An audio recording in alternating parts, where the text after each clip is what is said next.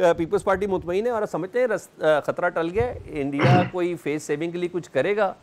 اور مجھے بتائیں بلاول کے پاس اتنا جذبہ ہے تو آپ کے نون لیگ کے سربراہ میں وہ جذبہ کدھر ہے؟ یہ مجھے بتائیں کہ آپ سمجھتے ہیں وقت کی نزاکت یہی ہے، انہیں ایسے ہی رسپونڈ کرنا چاہیے؟ میں سمجھتا ہوں کہ ایک واقعہ ہوا، کافی دن گزر گئے، دہشت گردی کا واقعہ تھا، سب نے اس کی مذمت کی اور پاکستان نے مذمت کی، پاکستان کے لیڈران نے بھی کی۔ اس کے بعد جو رسپانس آیا، میں سمجھتا ہوں، میری اپنی رائے بھی ہے، ہماری پارٹی کی بھی رائے ہے کہ بڑا متوازن رسپانس تھا، بڑا ٹائملی رسپانس تھا، ویٹ کیا گیا۔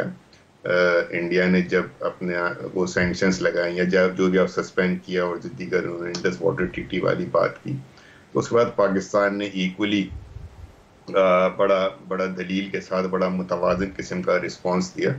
اس میں یاد رکھیں کہ جنگ جو ہے نا، وہ تو نہ میں سمجھتا ہوں انڈیا کی خواہش ہوگی نہ پاکستان کی خواہش ہوگی۔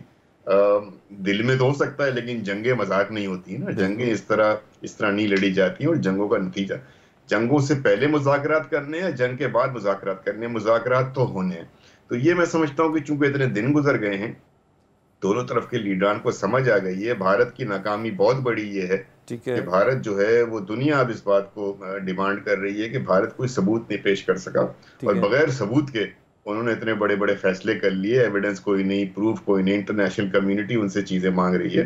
تو ہمیں اپنے لوگوں کو بی لٹل نہیں کرنا چاہیے۔ آپ دیکھیں بلاول بھٹو زرداری صاحب جو ہیں وہ نیشنل میڈیا پر بھی آ رہے ہیں، انٹرنیشنل میڈیا پر بھی جا رہے ہیں، اور بڑی مدلل طریقے سے انہوں نے پاکستان کا کیس لڑا ہے، پاکستان کے مفاد کے عین مطابق، پاکستان کی سیکیورٹی نیڈز کے عین مطابق۔ وہ ایک ہمیشہ کی طرح میں دیکھ رہا ہوں کہ بلاول بھٹو صاحب جو ہے وہ پولیٹیشین سے ایک قد اوپر نکال کر اسٹیٹسمین کا جو ہے وہ رول ادا کر رہے ہیں۔ اب جہاں تک بات یہ رہ گئی کہ جی ڈیفینس منسٹر نے کیا کہا، اور اس کا وہ ہر ایک کا اپنا اپنا ایک رول ہوتا ہے۔ ماضی میں کیوں چلے جائیں، ہم کیوں یاد کریں کہ پچھلا وزیر اعظم جو ہے وہ کونسل آف فارن ریلیشنز کے اندر بیٹھ کر ایک دوسرے ملک میں بیٹھ کر اس بات کو مان چکا ہے جو ڈیفینس منسٹر نے کہی تھی۔ ہم کیوں اس بات کو یاد کریں کہ ہمارا پچھلے سے پچھلا وزیر اعظم جو ہے وہ ایران میں بیٹھ کر اس سے بڑی بات مان چکا ہے۔ تو غلطیاں ہو جاتی ہیں یا سلپ آف ٹنگ ہو جاتی ہے، اس کے بعد ایکسپلینیشن آ جاتی ہے، تو ہمیں اس سے آگے نکلنا چاہیے۔ یہ ہمیں یاد رکھنا چاہیے کہ جنگ کا خطرہ ہو یا نہ ہو، لیکن چونکہ ماحول اتنا گرم ہے، خاص طور پہ انڈیا میں، پاکستان میں تو پھر بھی پرسکون ہے، میڈیا اتنا ادھم نہیں مچا رہا جو سلمان بھائی انڈیا میں میڈیا خامخواہ کا ادھم مچا رہا ہے۔ وہ تو جنگ کر چکا ہے، بالکل، تو 2 بار پاکستان فتح کر چکا ہے، لڑ چکا۔ وہ تو 2 کارٹون نیٹ ورک جو وہاں کے ہیں نا، انہوں نے اپنا کام کر دیا۔ صحیح، بہت جملہ بولا۔ لیکن میں سمجھتا ہوں ہمیں اس کے لیے تیار رہنا چاہیے، اور مجھے پورا یقین ہے، میں دیکھ رہا ہوں اس کے بعد سے وزیر اعظم صاحب کا رسپانس بالکل متوازن، بیلنس تھا، اور ضرورت نہیں ہوتی جب وہ اپنی پارٹی کی نمائندگی کرتے ہوئے میرے خیال میں پرائم منسٹر ہیں، تو جب وہ ایک دفعہ بات کرتے ہیں پھر پارٹی کا الگ سے رسپانس نہیں آ سکتا۔ یعنی آپ مطمئن ہیں، اچھی بات ہے، بی کا اتحادی آپ مطمئن ہیں؟